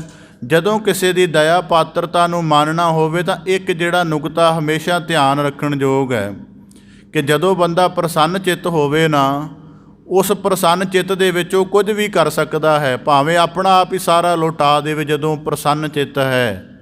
ਇਸ ਕਰਕੇ ਕਿਉਂਕਿ ਉਹਦੇ ਹਿਰਦੇ ਦੀ ਪ੍ਰਸੰਨਤਾ ਬਣੀ ਹੁੰਦੀ ਹੈ। ਇਸ ਕਰਕੇ ਭੱਟ ਕਲਸਹਾਰ ਜੀ ਇਸ ਸਵਈਏ ਦੇ ਅੰਦਰ ਉਚਾਰਨ ਕਰਦੇ ਹਨ ਕਿ ਸਤਿਗੁਰੂ ਸਾਹਿਬ ਜੀ ਆਪ ਜੀ ਦਾ ਹਿਰਦਾ ਸਦਾ ਹੀ ਸਹਿਜ ਆਨੰਦ ਦੇ ਨਾਲ ਭਰਪੂਰ ਹੈ। ਪਰ ਕਦੇ ਕਦੇ ਆਪ ਜੀ ਜਿਵੇਂ ਰੋਜ਼ਾਨਾ ਸਿੰਘਾਸਣ 'ਤੇ ਬੈਠਦੇ ਹੋ, ਆਪ ਜੀ ਦੇ ਮਨ 'ਚ ਜਦੋਂ ਮੌਜ ਆਉਂਦੀ ਹੈ, ਭਾਵ ਕਿ ਪ੍ਰਸੰਨਤਾ ਸਹਿਤ ਆਪ ਜੀ ਜਦ ਦੇਖਦੇ ਹੋ ਸਾਰਿਆਂ ਨੂੰ ਨਜ਼ਰ ਕਰਕੇ, ਜਿਹਦੇ ਉੱਪਰ ਆਪ ਜੀ ਦੀ ਪ੍ਰਸੰਨਤਾ ਹੋ ਜਾਵੇ, ਨਾਮ ਹਰ ਹਿਰਦੈ ਨਿਵਾਸੈ, ਕਿ ਉਹਦੇ ਹਿਰਦੇ ਵਿੱਚ ਆਪ ਜੀ ਨਾਮ ਦਾ ਟਿਕਾ ਕਰ ਦਿੰਦੇ ਹੋ। ਨਾਮ ਦੇ ਟਿਕਾ ਦਾ ਭਾਵ ਕੀ ਹੈ? ਅਸੀਂ ਸੰਸਾਰ ਜੀਵਨ ਦੇ ਵਿੱਚ ਦੇਖੋ ਕਿੰਨੇ ਸਾਲਾਂ ਦੀ ਸਾਨੂੰ ਉਮਰ ਮਿਲਦੀ ਹੈ, ਕਿੰਨੇ ਸਵਾਸ ਮਿਲਦੇ ਨੇ, ਤਾਂ ਵੀ ਰੱਜ ਨਹੀਂ ਆਉਂਦਾ। ਕਿੰਨੇ ਪਦਾਰਥ ਮਿਲਦੇ ਨੇ, ਕਿੰਨੀਆਂ ਸੰਪਦਾਵਾਂ ਮਿਲਦੀਆਂ ਨੇ, ਤਾਂ ਵੀ ਸਾਨੂੰ ਉਹਦੇ ਵਿੱਚ ਤ੍ਰਿਪਤੀ ਨਹੀਂ ਬਣਦੀ। ਸਾਰੇ ਤਰ੍ਹਾਂ ਦਾ ਜਿੰਨਾ ਬਾਹਰੀ ਜੀਵਨ ਹੈ ਉਹਦੇ ਨਾਲ ਸਾਡੀ ਕਿਸੇ ਤਰੀਕੇ ਨਾਲ ਠਹਿਰਾਓ ਨਹੀਂ ਬਣਦਾ। ਅਤੇ ਨਾਮ ਦਾ ਜਿਹੜਾ ਜ਼ਿਕਰ ਜਿਹੜਾ ਭੱਟ ਕਲਸਹਾਰ ਜੀ ਕਰ ਰਹੇ ਹਨ ਕਿ ਗੁਰ ਜਿਨ ਕਉ ਸੋ ਪ੍ਰਸੰਨ ਨਾਮ ਹਰ ਹਿਰਦੈ ਨਿਵਾਸੈ, ਕਿ ਗੁਰੂ ਰਾਮਦਾਸ ਸਾਹਿਬ ਜੀ ਆਪ ਜੀ ਦੇ ਸ਼ਬਦ ਦੇ ਆਧਾਰ ਨਾਲ ਜਗਿਆਸੂਆਂ ਦੇ ਹਿਰਦੇ ਵਿੱਚ ਨਾਮ ਦਾ ਐਸਾ ਨਿਵਾਸ ਕਰ ਦਿੰਦੇ ਹੋ ਕਿ ਉਹਨਾਂ ਦੇ ਅੰਦਰ ਸੰਸਾਰ ਦੀ ਬਾਹਰੀ ਕਿਸਮ ਦੀ ਕੋਈ ਭਟਕਣ ਨਹੀਂ ਰਹਿੰਦੀ। ਉਹਨਾਂ ਦਾ ਜੀਵਨ ਸਿਫਤ ਸਲਾਹ ਦੇ ਵਿੱਚ ਇੰਨਾ ਰੰਗਿਆ ਜਾਂਦਾ ਕਿ ਦੁਨੀਆ ਦੀ ਕੋਈ ਖਬਰ ਨਹੀਂ ਰਹਿੰਦੀ। ਪਰ ਇਹ ਸੰਭਵ ਤਾਂ ਹੁੰਦਾ ਹੈ ਗੁਰ ਜਿਨ ਕਉ ਸੋ ਪ੍ਰਸੰਨ, ਕਿ ਜਿਨ੍ਹਾਂ ਦੇ ਉੱਪਰ ਸਤਿਗੁਰੂ ਗੁਰੂ ਰਾਮਦਾਸ ਸਾਹਿਬ ਜੀ ਆਪ ਜੀ ਪ੍ਰਸੰਨ ਹੋ ਜਾਵੋ। ਜਿਨ ਕੋ ਗੁਰ ਸੋ ਪ੍ਰਸੰਨ ਦੁਰਤ ਦੂਰ ਅੰਤਰ ਨਾਸੈ। ਫਿਰ ਕਹਿੰਦੇ ਜਿਨ੍ਹਾਂ ਦੇ ਉੱਪਰ ਆਪ ਜੀ ਦੀ ਨਜ਼ਰ ਹੋ ਜਾਵੇ, ਦੁਰਤ ਦਾ ਭਾਵ ਸਾਰੇ ਦੁੱਖ ਦੂਰ ਕਰ ਦਿੰਦੇ। ਹੁਣ ਦੁਰਤ ਦਾ ਇੱਕ ਭਾਵ ਇਹ ਵੀ ਹੁੰਦਾ ਹੈ ਕਿ ਇੱਕ ਪਾਸੇ ਗਿਆਨ ਵਿਸ਼ਵਾਸ ਹੋਵੇ, ਦੂਜੇ ਪਾਸੇ ਸ਼ੰਕਾ ਹੋਵੇ। ਭਾਵ ਕਿ ਗੁਰੂ ਦਾ ਰਾਏ ਇੱਕ ਪਾਸੇ ਪਤਾ ਵੀ ਹੈ, ਸ਼ਬਦ ਦੀ ਵਿਚਾਰ ਸੁਣ ਕੇ ਜਾਂ ਗੁਰੂ ਸਾਹਿਬਾਨਾਂ ਦੇ ਜੀਵਨ ਦਾ ਬਿਰਤਾਂਤ ਸੁਣ ਕੇ ਸਮਝ ਆਈ ਕਿ ਸਤਿਗੁਰੂ ਸਰਬ ਕਲਾ ਸਮਰੱਥ ਹੈ, ਮਨ 'ਚ ਵਿਸ਼ਵਾਸ ਵੀ ਹੈ। ਪਰ ਜਿਸ ਕਿਸੇ ਸੰਕਟ ਵਿੱਚੋਂ ਜਾਂ ਜਿਸ ਤਰ੍ਹਾਂ ਦੀ ਮਾਨਸਿਕਤਾ ਵਿੱਚੋਂ ਗੁਜ਼ਰ ਰਹੇ ਹਾਂ, ਉਹਦੇ ਕਰਕੇ ਸ਼ੰਕਾ ਵੀ ਬਣਿਆ ਹੋਇਆ ਹੈ। ਇਸ ਕਰਕੇ ਕਹਿੰਦੇ ਜਿਨ੍ਹਾਂ ਦੇ ਉੱਪਰ ਆਪ ਜੀ ਦੀ ਕਿਰਪਾ ਦਾ ਨਜ਼ਰ ਹੋ ਜਾਵੇ, ਉਹਨਾਂ ਦੇ ਦੁਰਤ ਦੂਰ ਅੰਤਰ ਨਾਸੈ, ਦੂਰ ਦੂਰ ਦੂਰ ਹੋ ਜਾਂਦੇ ਨੇ। ਭੱਟ ਕਲਸਹਾਰ ਜੀ ਨੇ ਸਵਈਆ ਕਿਉਂ ਕਿਹਾ ਹੈ? ਜੇ ਕਦੇ ਆਪ ਜੀ ਕਿਸੇ ਰਾਜਿਆਂ ਦੇ ਜੀਵਨ ਦੇ ਬਿਰਤਾਂਤ ਪੜ੍ਹੋ ਤਾਂ ਇਹ ਗੱਲ ਸਪਸ਼ਟ ਹੋ ਜਾਏਗੀ। ਆਮ ਕਰਕੇ ਜਦੋਂ ਰਾਜੇ ਲੋਕ ਆਪਣੇ ਦਰਬਾਰ ਵਿੱਚ ਆ ਕੇ ਬੈਠਦੇ ਸਨ ਤਾਂ ਜਿਹੜਾ ਕੋਈ ਝਗੜੇ ਆਦਿਕ ਦੀ ਸੁਣਵਾਈ ਹੁੰਦੀ ਸੀ ਜਾਂ ਜਿਹੜਾ ਮਾੜਾ ਮੋਟਾ ਉਹਨਾਂ ਨੇ ਆਪਣੇ ਰਾਜ ਕੰਮਾਂ ਦਾ ਜਾਇਜ਼ਾ ਲੈਣਾ ਹੁੰਦਾ ਸੀ, ਉਹ ਜਾਇਜ਼ਾ ਲੈਣ ਤੋਂ ਬਾਅਦ ਉਹ ਕੀ ਕਰਦੇ ਸਨ ਕਿ ਕੁਦਰਤੀ ਗੱਲਾਂ ਬਾਤਾਂ ਦਾ ਸਿਲਸਿਲਾ ਚੱਲ ਪੈਂਦਾ ਸੀ। ਉਹਦੇ ਵਿੱਚ ਕਿਸੇ ਦੀ ਕੋਈ ਗੱਲ ਰਾਜੇ ਨੂੰ ਚੰਗੀ ਲੱਗ ਜਾਂਦੀ ਸੀ, ਉਹ ਕਿਸੇ ਨਾ ਕਿਸੇ ਢੰਗ ਦੇ ਨਾਲ, ਭਾਵ ਕਿ ਉਹਨੂੰ ਕੁਛ ਕਰ ਦਿੰਦਾ ਸੀ, ਜਗੀਰ ਦੇ ਦਿੱਤੀ ਉਹਨੂੰ ਕਿਸੇ ਤਰ੍ਹਾਂ ਦੀ ਉੱਚੀ ਪਦਵੀ ਦੇ ਦਿੱਤੀ, ਜਾਂ ਕੋਈ ਕੈਦੀ ਹੈ ਉਹਨੂੰ ਜੇਲ੍ਹ 'ਚੋਂ ਛੱਡ ਦਿੱਤਾ, ਮਤਲਬ ਜੋ ਉਹਨਾਂ ਦੇ ਮਨ ਚਾਹੁੰਦਾ ਕਰ ਦਿੰਦੇ ਸੀ। ਤਾਂ ਭੱਟ ਕਲਸਹਾਰ ਜੀ ਆਖਦੇ ਨੇ ਕਿ ਗੁਰੂ ਰਾਮਦਾਸ ਸਾਹਿਬ ਜੀ ਆਪ ਜੀ ਅਧਿਆਤਮਿਕ ਰਾਜ ਦੇ ਮਾਲਕ ਹੋ, ਅਤੇ ਜਦੋਂ ਆਪ ਜੀ ਆਪਣੇ ਸਿੰਘਾਸਣ 'ਤੇ ਬੈਠਦੇ ਹੋ, ਜਿਹਦੇ ਉੱਪਰ ਤੁਹਾਡੀ ਮਿਹਰ ਹੋ ਜਾਵੇ, ਉਹਦੇ ਹਿਰਦੇ 'ਚ ਨਾਮ ਦਾ ਪ੍ਰਕਾਸ਼ ਹੋ ਜਾਂਦਾ ਹੈ। ਜਿਹਦੇ 'ਤੇ ਤੁਹਾਡੀ ਨਜ਼ਰ ਹੋ ਜਾਵੇ, ਉਹਦੇ ਦੁੱਖ ਸਾਰੇ ਤਰ੍ਹਾਂ ਦੇ ਆਪ ਜੀ ਦੁੱਖ ਨਾਸ਼ ਕਰ ਦਿੰਦੇ ਹੋ। ਗੁਰ ਜਿਨ ਕਉ ਸੋ ਪ੍ਰਸੰਨ ਮਾਨ ਅਭਿਮਾਨ ਨਿਵਾਰੈ, ਕਿ ਜਿਹਦੇ ਕੋਲੋਂ ਆਪਣੇ ਹੰਕਾਰ ਦਾ ਨਸ਼ਾ ਦੂਰ ਨਹੀਂ ਹੋ ਰਿਹਾ। ਕਹਿੰਦੇ ਸਤਿਗੁਰੂ ਸਾਹਿਬ ਜੀ ਜੇ ਆਪ ਜੀ ਦੀ ਉਹਨਾਂ ਦੇ ਉੱਪਰ ਨਜ਼ਰ ਹੋ ਜਾਵੇ ਅਤੇ ਆਪ ਜੀ ਉਹਨਾਂ ਦਾ ਮਾਨ ਅਭਿਮਾਨ ਦੂਰ ਕਰ ਦਿੰਦੇ ਹੋ। ਰਾਜਾ ਅਕਬਰ ਜਿਹੜਾ ਸੀ ਮੁਗਲ ਬਾਦਸ਼ਾਹ, ਉਹ ਗੁਰੂ ਰਾਮਦਾਸ ਸਾਹਿਬ ਜੀ ਦੀ ਸ਼ਰਨ ਆਇਆ ਸੀ, ਗੁਰੂ ਅਮਰਦਾਸ ਸਾਹਿਬ ਦੀ ਸ਼ਰਨ ਆਇਆ ਸੀ, ਗੁਰੂ ਰਾਮਦਾਸ ਸਾਹਿਬ ਜੀ ਦੀ ਵੀ ਸ਼ਰਨ ਆਇਆ ਸੀ। ਕਹਿੰਦੇ ਉਹਨਾਂ ਦੇ ਉੱਪਰ ਜਿਨ੍ਹਾਂ ਦੇ ਉੱਪਰ ਕਿਰਪਾ ਹੋ ਜਾਵੇ, ਨਹੀਂ ਤਾਂ ਆਮ ਰਾਜੇ ਲੋਕ ਅਹੰਕਾਰ ਸਹਿਤ ਹੁੰਦੇ ਨੇ, ਚੌਧਰੀ ਲੋਕ ਹੰਕਾਰ ਸਹਿਤ ਹੁੰਦੇ ਨੇ, ਪਰ ਜਦੋਂ ਆਪ ਜੀ ਦੀ ਕਿਰਪਾ ਦ੍ਰਿਸ਼ਟੀ ਹੋ ਜਾਵੇ ਤਾਂ ਉਹਨਾਂ ਦੇ ਹਿਰਦੇ ਵਿੱਚ ਕਿਸੇ ਤਰ੍ਹਾਂ ਦਾ ਅਭਿਮਾਨ ਨਹੀਂ ਰਹਿਣ ਦਿੰਦੇ। ਜਿਨ ਕਉ ਗੁਰ ਸੋ ਪ੍ਰਸੰਨ ਸ਼ਬਦ ਲਗ ਭਵਜਲ ਤਾਰੇ। ਫਿਰ ਆਖਦੇ ਨੇ ਕਿ ਬੇਅੰਤ ਲੁਕਾਈ ਆਪ ਜੀ ਨੂੰ ਸਜਦਾ ਨਤਮਸਤਕ ਹੁੰਦੀ ਹੈ, ਪਰ ਜੇ ਆਪ ਜੀ ਦੀ ਕਿਰਪਾ ਦ੍ਰਿਸ਼ਟੀ ਹੋਵੇ ਤਾਂ ਵਿਰਲਿਆਂ ਨੂੰ ਆਪਣੇ ਸ਼ਬਦ ਦਾ ਭੇਦ ਬੁਝਾ ਕੇ, ਸ਼ਬਦ ਦਾ ਭੇਦ ਕੀ ਹੁੰਦਾ ਜ਼ਿਕਰ ਕਰਦਿਆਂ ਅਸੀਂ ਪਾਵਨ ਬਾਣੀ ਪੜ੍ਹਦੇ ਹਾਂ, ਕਿਤੋਂ ਵੀ ਕਿਸੇ ਬਾਣੀ ਦੇ ਸ਼ਬਦ ਦੀ ਵਿਚਾਰ ਦਾ ਜ਼ਿਕਰ ਕਰ ਲਈਏ। ਜਦੋਂ ਅਸੀਂ ਬਾਣੀ ਪੜ੍ਹਦੇ ਹਾਂ ਸਾਨੂੰ ਲੱਗਦਾ ਜੀ ਅਸੀਂ ਪੜ੍ਹ ਲਿਆ, ਇਹਦਾ ਅਰਥ ਜਾਣ ਲਿਆ, ਬਸ ਗੱਲ ਮੁਕੰਮਲ। ਸ਼ਬਦ ਦੇ ਭੇਦ ਦਾ ਮਤਲਬ ਹੁੰਦਾ ਹੈ ਕਿ ਇਹ ਗੁਰੂ ਸੁਰਤ ਨੇ ਸ਼ਬਦ ਉਚਾਰਿਆ ਹੈ। ਜਦੋਂ ਗੁਰੂ ਸਾਹਿਬ ਜੀ ਨੇ ਇਹ ਸ਼ਬਦ ਉਚਾਰਿਆ ਤੇ ਇਸ ਸ਼ਬਦ ਦਾ ਗਿਆਨ ਸਾਰੇ ਬ੍ਰਹਿਮੰਡ ਦੇ ਵਿੱਚ ਫੈਲਿਆ ਹੋਇਆ ਹੈ ਅਤੇ ਉਹ ਸਾਰੇ ਗਿਆਨ ਦਾ ਜਿਹੜਾ ਅਨੁਭਵ ਹੈ ਸਾਨੂੰ ਆਪਣੇ ਹਿਰਦੇ ਅੰਦਰ ਹੋ ਜਾਵੇ, ਇਹਨੂੰ ਸ਼ਬਦ ਦਾ ਭੇਦ ਆਖਦੇ ਹਨ। ਜਿਵੇਂ ਇੱਕ ਸਰਲ ਸ਼ਬਦ ਅਸੀਂ ਆਮ ਪੜ੍ਹਦੇ ਹਾਂ, ਔਖੀ ਘੜੀ ਨਾ ਦੇਖਣ ਦੇਈ, ਮਤਲਬ ਪੂਰੇ ਸੰਸਾਰ ਦੇ ਵਿੱਚ ਔਖੀ ਘੜੀ ਦਾ ਐਕਸਪੀਰੀਅੰਸ ਕੀ ਹੈ। ਹਰੇਕ ਬੰਦੇ ਲਈ ਔਖੀ ਘੜੀ ਦਾ ਐਕਸਪੀਰੀਅੰਸ ਆਪੋ ਆਪਣਾ ਹੈ। ਸਾਰੀ ਕਾਇਨਾਤ ਦੇ ਦੁੱਖ ਦੇ ਵਿੱਚੋਂ ਜਦੋਂ ਆਪ ਜੀ ਪਹਿਲਾਂ ਸਾਰੀ ਕਾਇਨਾਤ ਦਾ ਦੁੱਖ ਦੇਖ ਕੇ ਫਿਰ ਉਸ ਦੁੱਖ ਵਿੱਚ ਪਰਮੇਸ਼ਰ ਉਹਨਾਂ ਨੂੰ ਕਿਵੇਂ ਉਭਾਰਦਾ ਹੈ, ਜਦੋਂ ਇਹ ਤਮਾਮ ਬ੍ਰਹਿਮੰਡੀ ਗਿਆਨ ਸਾਡੀ ਸੁਰਤ ਵਿੱਚ ਪ੍ਰਗਟਦਾ ਹੈ ਤੇ ਉਹਨੂੰ ਆਖਦੇ ਹਨ ਕਿ ਇਹਨੂੰ ਸ਼ਬਦ ਦਾ ਭੇਦ ਮਿਲ ਗਿਆ, ਭਾਵ ਕਿ ਵਿਸ਼ਟਾ ਕੇ ਕੀੜੇ ਦੀ ਵੀ ਮੁਕਤੀ ਰੋਜ਼ ਮਾਲਕ ਕਰ ਰਿਹਾ ਹੈ। ਭਾਵ ਕਿ ਜਦੋਂ ਮਲ ਨਿਕਾਸ ਹੋ ਜਾਂਦਾ ਹੈ ਤੇ ਵਿਸ਼ਟਾ ਦਾ ਕੀੜਾ ਬਾਹਰ ਆ ਜਾਂਦਾ ਹੈ ਤੇ ਬਾਹਰ ਆਉਣ ਕਰਕੇ ਉਹ ਮਾਰਿਆ ਜਾਂਦਾ ਹੈ, ਉਹਦੀ ਵੀ ਜਿਹੜੀ ਸੰਕਟ ਬਣਿਆ ਹੋਇਆ ਹੈ ਉਹ ਪਰਮੇਸ਼ਰ ਕੱਟ ਰਿਹਾ। ਇਸ ਕਰਕੇ ਆਖਦੇ ਨੇ ਸ਼ਬਦ ਲਗ ਭਵਜਲ ਤਾਰੇ, ਜਿਨ੍ਹਾਂ 'ਤੇ ਤੁਹਾਡੀ ਨਜ਼ਰ ਹੋ ਜਾਵੇ ਉਹਨਾਂ ਨੂੰ ਆਪਣੇ ਸ਼ਬਦ ਦੇ ਨਾਲ ਲਾ ਕੇ ਭਵਜਲ ਸੰਸਾਰ ਸਾਗਰ ਤੋਂ ਤਾਰ ਦਿੰਦੇ ਹੋ। ਪਰਚੋ ਪਰਮਾਣ ਗੁਰ ਪਾਇਓ, ਤਿੰਨ ਸੱਕੇ ਹੱਥੋਂ ਜਨਮ ਜਗ। ਤਾਂ ਪਟ ਕਲਸਹਾਰ ਜੀ ਉਚਾਰਨ ਕਰਦੇ ਹਨ ਪਰਚੋ ਪਰਮਾਣ, ਕਿ ਸਤਿਗੁਰੂ ਸਾਹਿਬ ਜੀ ਜੋ ਆਪ ਜੀ ਨੇ ਸ਼ਬਦ ਦ੍ਰਿੜ ਕਰਵਾਇਆ ਹੈ, ਜਿਨ੍ਹਾਂ ਨੇ ਇਸ ਨੂੰ ਪ੍ਰਮਾਣਿਕ ਜਾਣ ਕੇ, ਸਰਵਉੱਚ ਤੇ ਸਰਬ ਕਲਾ ਸਮਰੱਥ ਜਾਣ ਕੇ ਸ਼ਬਦ ਦੇ ਨਾਲ ਆਪਣਾ ਚਿੱਤ ਜੋੜਿਆ ਹੈ। ਜ਼ਿਕਰ ਕਰਦੇ ਸਕਯਥੋ ਜਨਮ ਜਗ, ਉਹਨਾਂ ਦਾ ਜਨਮ ਸਫਲ ਹੈ। ਸ੍ਰੀ ਗੁਰੂ ਸਰਣ ਭਜ ਕਲ ਕਬ, ਭੁਗਤ ਮੁਕਤ ਸਭ ਗੁਰੂ ਲਗ। ਇਸ ਕਰਕੇ ਭੱਟ ਕਲਸਹਾਰ ਜੀ ਉਚਾਰਨ ਕਰਦੇ ਹਨ, ਹੇ ਮੇਰੇ ਮਨ, ਤੂੰ ਸ੍ਰੀ ਗੁਰੂ ਰਾਮਦਾਸ ਸਾਹਿਬ ਜੀ ਦੀ ਸ਼ਰਨ ਵੱਲ ਭੱਜਣ ਦਾ, ਉਹਨਾਂ ਦੀ ਸ਼ਰਨ ਨੂੰ ਗ੍ਰਹਿਣ ਕਰਨ ਦਾ ਯਤਨ ਕਰ, ਕਿਉਂਕਿ ਉਹਨਾਂ ਦੀ ਸ਼ਰਨ ਜਾਣ ਦੇ ਨਾਲ ਭੁਗਤ ਭਾਵ ਸਾਰੇ ਤਰ੍ਹਾਂ ਦੀਆਂ ਜੀਵਨ ਦੀ ਜਿਹੜੀ ਹੈ, ਭੁਗਤ ਦਾ ਭਾਵ ਜਿਹੜੀ ਕਾਮਨਾ ਹੈ, ਭੁਗਤ ਦਾ ਭਾਵ ਜਿਹੜੀ ਹਿਰਦੇ ਅੰਦਰ ਲੋਚ ਹੈ, ਸਾਰੀਆਂ ਪੂਰਨ ਹੋ ਜਾਂਦੀਆਂ ਹਨ। ਮੁਕਤੀ ਦਾ ਭਾਵ ਸੰਸਾਰ ਸਾਗਰ ਦੀ ਮੈਲ ਤੋਂ, ਵਾਸਨਾ ਤੋਂ ਮੁਕਤ ਹੋਣ ਦੀ ਜਿਹੜੀ ਅਭਿਲਾਸ਼ਾ ਹੈ ਉਹ ਵੀ ਗੁਰੂ ਰਾਮਦਾਸ ਸਾਹਿਬ ਜੀ ਦੇ ਮੁਬਾਰਕ ਚਰਨ ਪਰਸਣ ਦੇ ਨਾਲ ਹੋ ਜਾਂਦੀ ਹੈ। ਸਤਿਗੁਰ ਖੇਮਾ ਤਾਣਿਆ, ਜੁਗ ਜੂਥ ਸਮਾਣੇ।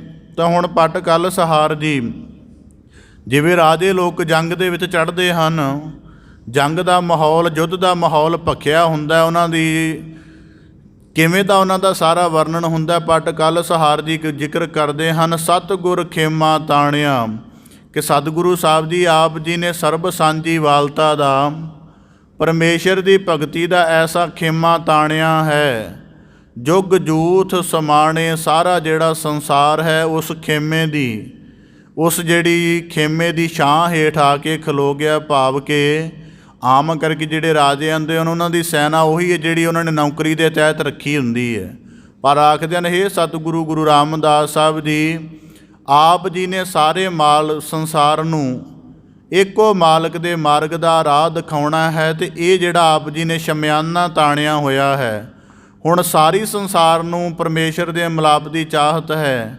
ਇਸ ਕਰਕੇ ਸਾਰੇ ਇੱਕੋ ਵਿਸ਼ਵਾਸ ਧਾਰਨ ਕਰਕੇ ਆਪ ਦੀ ਸ਼ਰਨ ਆ ਗਏ ਹਨ। ਅਨ ਪਉ ਨੇਜਾ ਨਾਮ ਟੇਕ, ਅਤੇ ਆਪ ਜੀ ਦੇ ਹੱਥ ਵਿੱਚ ਗਿਆਨ ਰੂਪ ਨੇਜਾ ਹੈ, ਜਿਹਦੇ ਸਦਕਾ ਜਿਨ੍ਹਾਂ ਦੇ ਭਰਮ ਹਨ ਉਹ ਨਿਵਾਰਨ ਕਰ ਦਿੰਦੇ ਹੋ। ਨਾਮ ਟੇਕ, ਤੇ ਪਰਮੇਸ਼ਰ ਦਾ ਨਾਮ ਤੁਹਾਡਾ ਆਧਾਰ ਹੈ। ਜਿਤ ਭਗਤ ਅਗਾਣੇ, ਜਿਹਦੇ ਨਾਲ ਸਾਰੇ ਭਗਤਾਂ ਦਾ ਕਲਿਆਣ ਕਰਨ ਵਾਲੇ ਹੋ। ਗੁਰੂ ਨਾਨਕ ਅੰਗਦ ਅਮਰ, ਭਗਤ ਹਰ ਸੰਗ ਸਮਾਣੇ। ਇਸ ਕਰਕੇ ਗੁਰੂ ਨਾਨਕ ਸਰੂਪ ਤੋਂ ਗੁਰੂ ਅੰਗਦ ਪ੍ਰਗਟ ਹੋਏ। ਗੁਰੂ ਅੰਗਦ ਤੋਂ ਗੁਰੂ ਅਮਰਦਾਸ ਸਾਹਿਬ ਜੀ, ਇਹਨਾਂ ਨੇ ਸਮੁੱਚੇ ਭਾਵ ਕੇ ਗੁਰੂ ਸਾਹਿਬਾਨਾਂ ਨੇ ਭਗਤ ਹਰ ਸੰਗ ਸਮਾਣੇ, ਸਾਰੇ ਸੰਸਾਰ ਦੇ ਭਗਤ ਜਨਾਂ ਨੂੰ ਆਪਣੇ ਸੰਗ ਮਿਲਾ ਕੇ ਉਹਨਾਂ ਦਾ ਕਲਿਆਣ ਕਰ ਦਿੱਤਾ। ਇਹ ਰਾਜ ਜੋਗ ਗੁਰ ਰਾਮਦਾਸ ਤੁਮ ਹੂੰ ਰਸ ਜਾਣੇ। ਪਟ ਕਲਸਹਾਰ ਜੀ ਉਚਾਰਨ ਕਰਦੇ ਹਨ, ਹੇ ਸਤਿਗੁਰੂ ਗੁਰੂ ਰਾਮਦਾਸ ਸਾਹਿਬ ਜੀ, ਰਾਜ ਜੋਗ ਦਾ ਜਿਹੜਾ ਅਨੁਭਵ ਹੈ ਉਹ ਆਪ ਜੀ ਨੇ ਰਸ ਰੂਪ ਕਰਕੇ ਮਾਣਿਆ ਹੈ। ਭਾਵ ਕਿ ਆਪ ਜੀ ਗੁਰੂ ਰਾਮਦਾਸ ਸਾਹਿਬ ਜੀ ਦੀ ਬਾਣੀ ਪੜ੍ਹਦੇ ਸੂਈ ਮਹੱਲਾ ਚੌਥਾ ਲਾਵਾਂ ਦੇ ਰੂਪ ਵਿੱਚ। ਉਹਦੇ ਵਿੱਚ ਪਹਿਲੀ ਲਾਭ ਦੇ ਵਿੱਚ ਜ਼ਿਕਰ ਆਉਂਦਾ, ਪਹਿਲੀ ਲਾਭ ਪਰਵਿਰਤੀ ਕਰਮ ਦਰੜਾਇਆ ਬਲਰਾਮ ਜੀ। ਤਾਂ ਪਟ ਕਲ ਸਹਾਰ ਜੀ ਉਚਾਰਨ ਕਰਦੇ ਹਨ ਗੁਰੂ ਰਾਮਦਾਸ ਸਾਹਿਬ ਦੀ ਆਪ ਦੀ ਪਰਵਿਰਤੀ ਤੋਂ ਅਤੇ ਨਿਵਿਰਤੀ ਤੋਂ। ਪਰਵਿਰਤੀ ਦਾ ਭਾਵ ਹੈ ਕਿ ਜਿਵੇਂ ਸੰਸਾਰ ਚੱਲ ਰਿਹਾ ਹੈ, ਮਾਇਆ ਦੀ ਹੋੜ ਲੱਗੀ ਹੈ, ਵਿਕਾਰਾਂ ਦੀ ਅੱਗ ਲੱਗੀ ਪਈ ਹੈ, ਇਹਨੂੰ ਕਹਿੰਦੇ ਹਨ ਪਰਵਿਰਤੀ। ਭਾਵ ਕਿ ਸੰਸਾਰਿਕ ਤੌਰ 'ਤੇ ਕੰਮ ਕਰਨੇ। ਨਿਵਿਰਤੀ ਦਾ ਭਾਵ ਕਿ ਬਿਲਕੁਲ ਸੰਸਾਰ ਤੋਂ ਰਹਿਤ ਹੋ ਜਾਣਾ। ਕਹਿੰਦੇ ਗੁਰੂ ਰਾਮਦਾਸ ਸਾਹਿਬ ਜੀ ਆਪ ਪ੍ਰਵਿਰਤ ਹੋ ਕੇ ਵੀ ਪ੍ਰਵਿਰਤ ਨਹੀਂ ਹੋਏ। ਭਾਵ ਕਿ ਗ੍ਰਸਥ ਨੂੰ ਧਾਰਨ ਕੀਤਾ, ਪਰ ਗ੍ਰਸਥ ਦੀਆਂ ਜਿਹੜੀਆਂ ਸੀਮਾਵਾਂ ਬੰਦੇ ਨੂੰ ਅਧਿਆਤਮਿਕ ਆਦਰਸ਼ ਦੇ ਵਿੱਚ ਰੁਕਾਵਟ ਪਾਉਂਦੀਆਂ ਹਨ, ਉਹ ਆਪ ਜੀ ਦੇ ਸਨਮੁਖ ਠਹਿਰੀਆਂ ਨਹੀਂ। ਨਿਵਿਰਤੀ ਦਾ ਭਾਵ ਐਸਾ ਹੈ ਕਿ ਆਪ ਜੀ ਸੰਸਾਰ ਦੇ ਵਿੱਚ ਰਹਿੰਦਿਆਂ ਹੋਇਆਂ ਉਹਦੇ ਤੋਂ ਨਿਰਲੇਪ ਰਹੇ, ਅਤੇ ਇਹ ਨਹੀਂ ਕਿ ਪਰਮੇਸ਼ਰ ਦਾ ਭੇਦ ਪ੍ਰਾਪਤ ਕਰਕੇ ਜੋਗੀਆਂ ਵਾਂਗ ਇਕੱਲੇ ਹੋ ਕੇ ਬਹਿ ਗਏ। ਜੋ ਨਾਮ ਅੰਮ੍ਰਿਤ, ਜੋ ਗਿਆਨ ਦਾ ਪ੍ਰਕਾਸ਼ ਮਾਣਿਆ, ਉਹ ਫਿਰ ਸਾਰੇ ਜਗਤ ਵਿੱਚ ਵੀ ਵਰਤਾਇਆ। ਇਸ ਕਰਕੇ ਪਟ ਕਲ ਸਹਾਰ ਜੀ ਆਖਦੇ ਹਨ, ਇਹ ਰਾਜ ਜੋਗ ਗੁਰ ਰਾਮਦਾਸ ਤੁਮਹੂ ਰਸ ਜਾਣੇ। ਕਿ ਗੁਰੂ ਰਾਮਦਾਸ ਸਾਹਿਬ ਜੀ ਆਪ ਜੀ ਨੇ ਰਾਜ ਜੋਗ ਦਾ ਰਸ ਅਨੁਭਵ ਕੀਤਾ ਹੈ। ਜਨਕ ਸੋਏ ਜਿਨ ਜਾਣਿਆ, ਉਨ ਮਨ ਰਥ ਧਰਿਆ। ਤਾਂ ਪਟ ਕਲ ਸਹਾਰ ਜੀ ਅਗਲੇ ਸਵਈਏ 'ਚ ਉਚਾਰਨ ਕਰਦੇ ਹਨ, ਜਨਕ ਸੋਏ ਜਿਨ ਜਾਣਿਆ। ਜਨਕ ਦਾ ਭਾਵ ਇੱਕ ਤਾਂ ਜਨਕ ਰਾਜੇ ਦਾ ਨਾਮ ਆਉਂਦਾ ਹੈ, ਪਰ ਇੱਥੇ ਜਨਕ ਦਾ ਭਾਵ ਹੈ, ਪਟ ਕਲ ਸਹਾਰ ਜੀ ਆਖਦੇ ਹਨ, ਜਨਕ ਸੋਏ ਜਿਨ ਜਾਣਿਆ।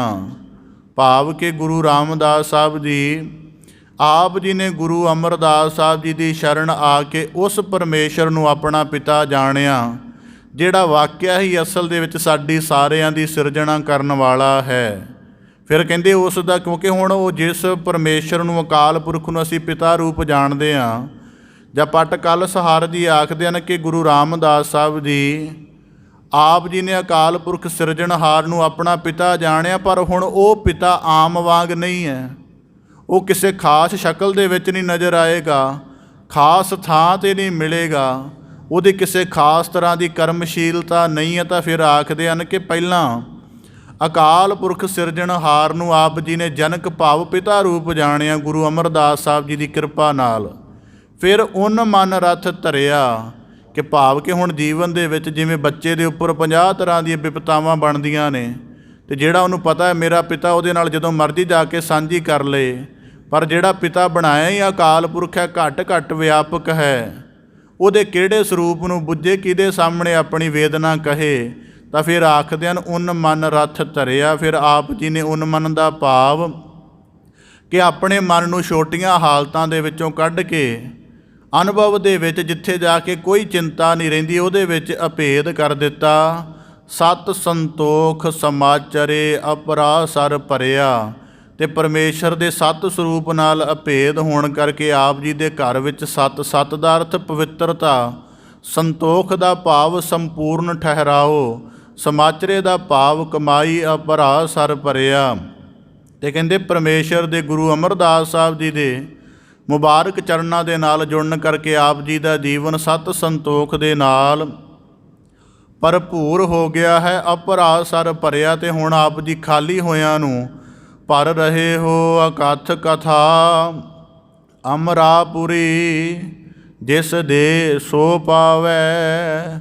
ਹੁਣ ਭੱਟ ਸਾਹਿਬਾਨਾਂ ਦੇ, ਕਿਉਂਕਿ ਭੱਟ ਕਲ ਸਹਾਰ ਜੀ ਦਾ ਅੰਤਮ ਸਵਈਏ ਗੁਰੂ ਰਾਮਦਾਸ ਸਾਹਿਬ ਜੀ ਦੀ ਸਿਫਤ ਦੇ ਵਿੱਚ 13 ਸਵਈਏ ਕੁੱਲ ਉਚਾਰਨ ਕੀਤੇ ਹਨ। ਭੱਟ ਕਲ ਸਹਾਰ ਜੀ ਨੇ ਗੁਰੂ ਰਾਮਦਾਸ ਸਾਹਿਬ ਜੀ ਦੇ ਸੰਬੰਧ ਦੇ ਵਿੱਚ ਜ਼ਿਕਰ ਕਰਦੇ ਹਨ, ਅਕਥ ਕਥਾ ਅਮਰਾਪੁਰੀ, ਕਿ ਗੁਰੂ ਰਾਮਦਾਸ ਸਾਹਿਬ ਜੀ ਕਿੰਨੇ ਗੁਣਾਂ ਦੀ ਲੜੀ ਬਣਾ ਕੇ ਆਪ ਜੀ ਦੇ ਗੁਣਾਂ ਦਾ ਗਾਇਨ ਕਰਾਂ।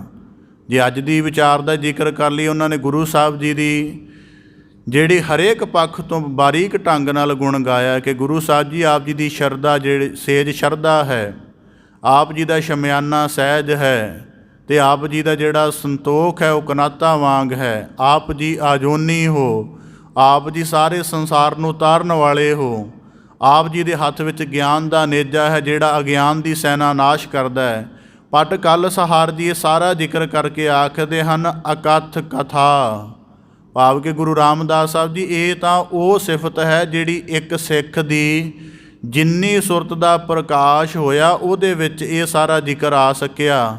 ਪਰ ਇਹ ਕਥਾ ਜਿਹੜੀ ਹੈ ਅਕਥ ਹੈ, ਭਾਵ ਕਿ ਮੇਰਾ ਇੰਨਾ ਬਾਰੀਕ ਵਰਣਨ ਕਰਨ ਦੇ ਨਾਲ ਵੀ ਤੁਹਾਡੇ ਅਕਥ ਸਰੂਪ ਦੀ ਕਥਾ ਨਹੀਂ ਕਹੀ ਜਾ ਸਕਦੀ।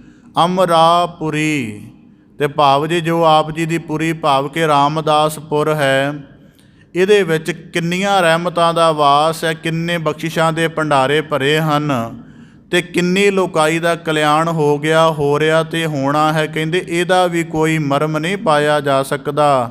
ਜਿਸ ਦੇ ਸੋ ਪਾਵੈ।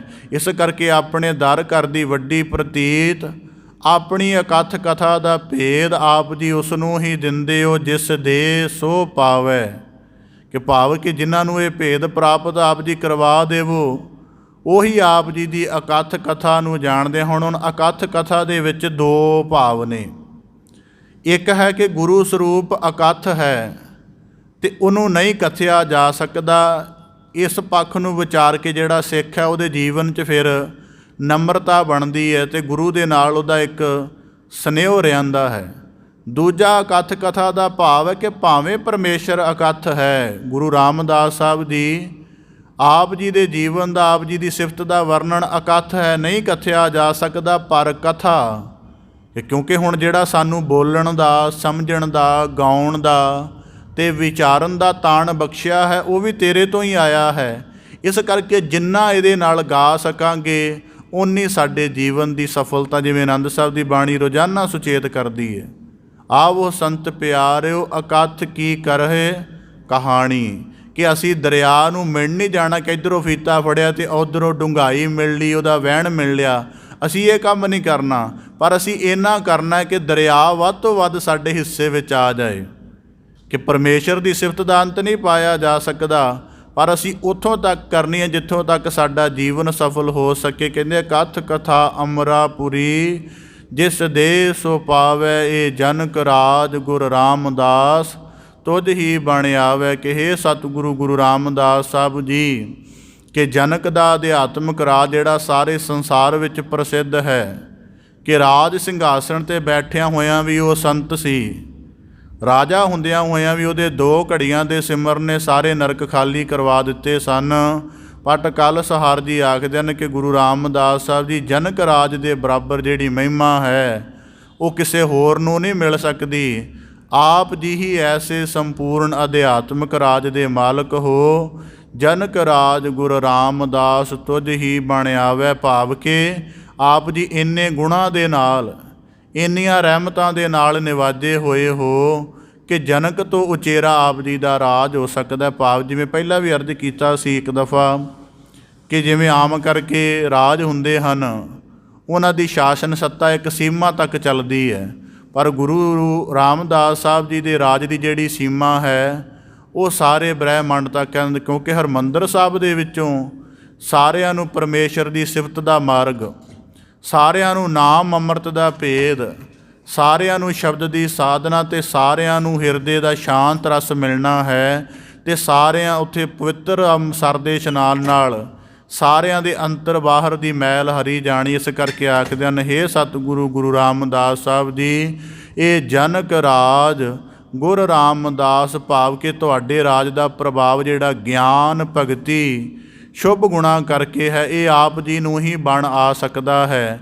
ਭਾਵ ਕਿ ਸਾਰੇ ਸੰਸਾਰ ਦਾ ਗਿਆਨ ਦੇ ਨਾਲ, ਸ਼ਬਦ ਦੇ ਨਾਲ, ਦਇਆ ਦੇ ਨਾਲ, ਕੀਰਤਨ ਦੇ ਨਾਲ, ਕਰੁਣਾ ਦੇ ਨਾਲ ਕਿਵੇਂ ਉਧਾਰ ਕਰਨਾ ਹੈ, ਇਹ ਸਮਰੱਥਾ ਗੁਰੂ ਰਾਮਦਾਸ ਸਾਹਿਬ ਜੀ ਆਪ ਜੀ ਦੇ ਪਾਸ ਹੀ ਹੈ। ਇਸ ਪ੍ਰਕਾਰ ਪਟ ਕਲ ਸਹਾਰ ਜੀ ਚੌਥੇ ਪਾਤਸ਼ਾਹ ਸਤਿਗੁਰੂ ਗੁਰੂ ਰਾਮਦਾਸ ਸਾਹਿਬ ਜੀ ਦੇ ਅਗੰਮ ਅਗੋਚਰ ਸਰੂਪ ਦੀ ਸਿਫਤ 13 ਸਵਈਆਂ ਦੇ ਰੂਪ ਵਿੱਚ ਜ਼ਿਕਰ ਕਰਦੇ ਹਨ। ਇਸ ਤੋਂ ਬਾਅਦ ਅਗਲੇ ਸਵਈਏ ਪਟ ਕੀਰਤ ਜੀ ਦੇ ਹਨ। ਗੁਰੂ ਕੇ ਪਾਵਨ ਪਵਿੱਤਰ ਜੀਵਨ ਦੀ ਭੱਟ ਸਾਹਿਬਾਨਾਂ ਦੀ ਬਾਣੀ ਦੇ ਰੂਪ ਵਿੱਚ ਕਥਾ ਵਿਚਾਰ ਦਾ ਵਰਣਨ ਆਪ ਦੇ ਸਨਮੁਖ ਰੱਖਦਿਆਂ ਹੋਈਆਂ ਬੇਅੰਤ ਭੁੱਲਾਂ ਦੀ ਖਿਮਾ ਜਾਚਨਾ ਸਤਿਗੁਰੂ ਕਿਰਪਾ ਕਰਨ। ਜ਼ਿਕਰ ਕਰਿਆ ਜੀਵਨ ਦੇ ਵਿੱਚ ਥੋੜ੍ਹਾ ਯਤਨ ਕਰਨਾ ਚਾਹੀਦਾ ਹੈ।